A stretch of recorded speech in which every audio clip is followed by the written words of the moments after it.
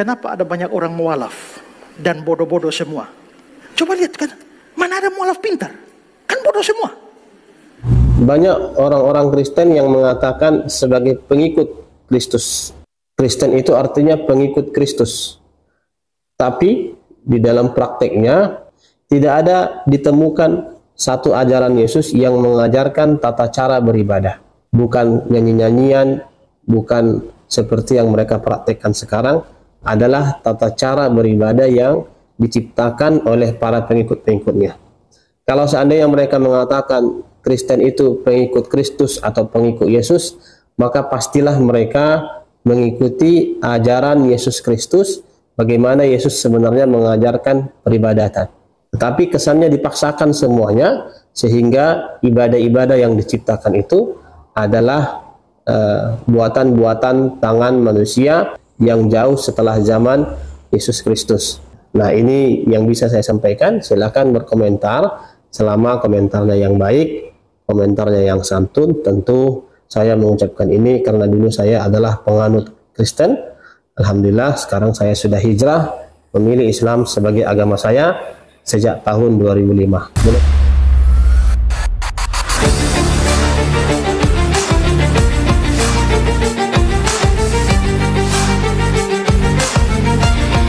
Assalamualaikum warahmatullahi wabarakatuh. Sahabat beriman, berjumpa kembali di Bintang Mu'alaf Channel. Mudah-mudahan kita semua selalu sehat walafiat di dalam lindungan Allah Subhanahu wa Ta'ala. Salam satu Tuhan, Allahu Akbar. Sahabat, masih terngiang-ngiang di telinga kita fitnahan dari pendeta Esra Soru yang viral beberapa saat yang lalu ya, memfitnah semua mu'alaf itu bodoh. Dan kembali kita akan tampol fitnahan dari pendeta Esra Soru tersebut melalui pernyataan dari seorang mu'alaf, yaitu Bang Gohan pembina mu'alaf. Kita akan buktikan siapakah yang bodoh di sini, dan kita juga akan buktikan ternyata fitnahan dari pendeta Esra Soru itu akan berbalik kepada dirinya sendiri dan berbalik kepada umat Kristen sendiri. Nah teman-teman, mari kita simak videonya. Kenapa ada banyak orang mualaf dan bodoh-bodoh semua? Coba lihat kan, mana ada mualaf pintar? Kan bodoh semua. Di mana ayat di Alkitab yang menyatakan Yesus berkata, "Aku Tuhan, sembahlah aku." Nah, saudara, kalau pertanyaan ini, "Aku Tuhan, sembahlah aku," kalau saudara bertanya, "Aku Tuhan," sebenarnya ada kata-kata Yesus bahwa "Aku Tuhan," yaitu di dalam Yohanes 13 ayat 13. "Kamu menyebut aku Guru dan Tuhan, dan kata-katamu itu benar." Jadi kalau kita memang mau menggunakan kata Tuhan, maka memang ada ayatnya. Tapi seringkali orang tidak membedakan antara kata Tuhan dan Allah. Nah, kalau memang kata-kata Yesus berkata "Aku Allah," itu memang tidak ada di Alkitab. Tetapi saudara, karena dia tidak pernah berkata "Aku Allah," tidak berarti bahwa dia bukan Allah. Biasa orang menuntut bahwa kalau ada Yesus mengatakan "Aku Allah," baru mereka mau percaya bahwa Yesus adalah Allah. Tapi aturannya dari mana? Siapa yang memberikan aturan bahwa dia kalau memang adalah Allah, dia harus mengatakan "Aku adalah Allah"? Itu tidak ada aturan demikian. Dan juga saudara, bahwa seseorang identitasnya itu bisa diketahui tidak selamanya harus dari pernyataan langsung. 2 seconds later. Ketuhanan Yesus terkesan dipaksakan. Kenapa dipaksakan? Yang pertama, tidak ada satu ayat pun di mana Yesus mengucapkan "Akulah Tuhan, sembahlah aku." Tapi ayat-ayat yang ditafsirkan oleh para pengikut-pengikutnya sampai sekarang, sehingga kesannya dipaksakan agar Yesus itu menjadi Tuhan. Contohnya Yohanes 14 ayat 6, "Akulah jalan dan kebenaran dan hidup, tidak ada yang sampai kepada Bapa kalau tidak melalui aku." Nah, jadi kesannya dipaksakan. Yang kedua, di dalam Injil Yesus mengajarkan satu doa ketika murid-muridnya bertanya, "Guru, kalau kami berdoa, apa yang kami bacakan?" Maka Yesus mengatakan, "Kalau kalian berdoa, maka ucapkanlah doa Bapa kami yang di surga, dikuduskanlah namamu, datanglah kerajaanmu, jadilah kehendakmu di bumi seperti di surga." Doa Bapa kami ini dituliskan dalam Injil dengan kalimat yang baik. Tetapi oleh pengikut-pengikutnya, sekarang kesannya dipaksakan agar berdoa kepada Yesus Kristus. Maka kalau memang dulu Yesus mengajarkan kalau kalian berdoa sebut namaku, minta kepada aku akan teruskan kepada Bapa di surga. Yesus tidak mengajarkan seperti ini. Yesus justru mengajarkan kalau kalian berdoa, minta langsung kepada Bapa di sorga dengan doa Bapa kami. Nah, ini yang terkesan dipaksakan sehingga dalam banyak doa yang mereka bacakan selalu ditutup dengan dalam nama anakmu Tuhan Yesus Kristus kami berdoa. Amin. Nah, ini sekarang yang kesannya dipaksakan. Yang ketiga, bahwa banyak orang-orang Kristen yang mengatakan sebagai pengikut Kristus. Kristen itu artinya pengikut Kristus. Tapi di dalam prakteknya tidak ada ditemukan satu ajaran Yesus yang mengajarkan tata cara beribadah. Bukan nyanyi-nyanyian, bukan seperti yang mereka praktekkan sekarang, adalah tata cara beribadah yang diciptakan oleh para pengikut-pengikutnya. Kalau seandainya mereka mengatakan Kristen itu pengikut Kristus atau pengikut Yesus, maka pastilah mereka mengikuti ajaran Yesus Kristus, bagaimana Yesus sebenarnya mengajarkan peribadatan.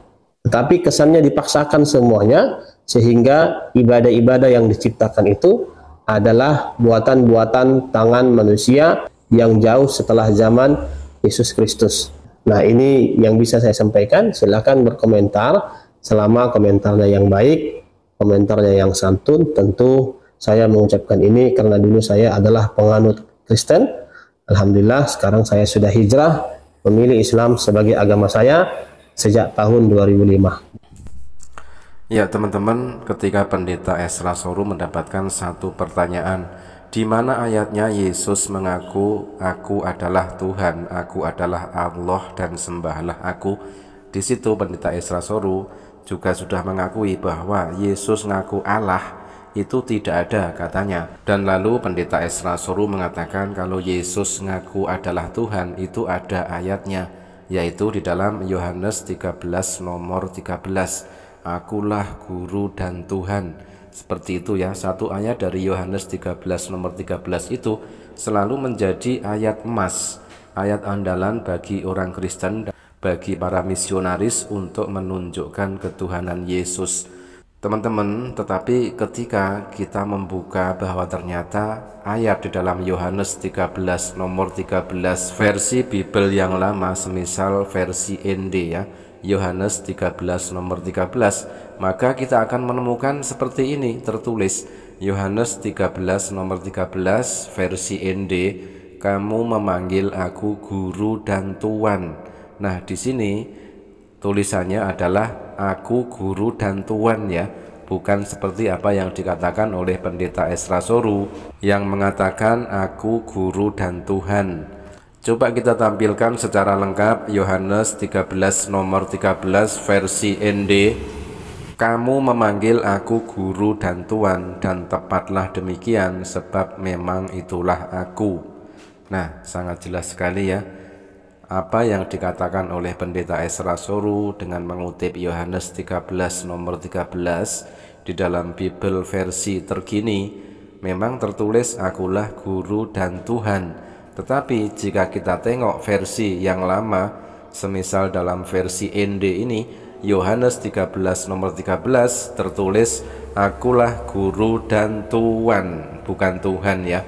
Jadi justru sangat jelas kita bisa melihat bahwa di dalam Bible kepunyaan pendeta Ezra Soru tersebut sudah dirubah.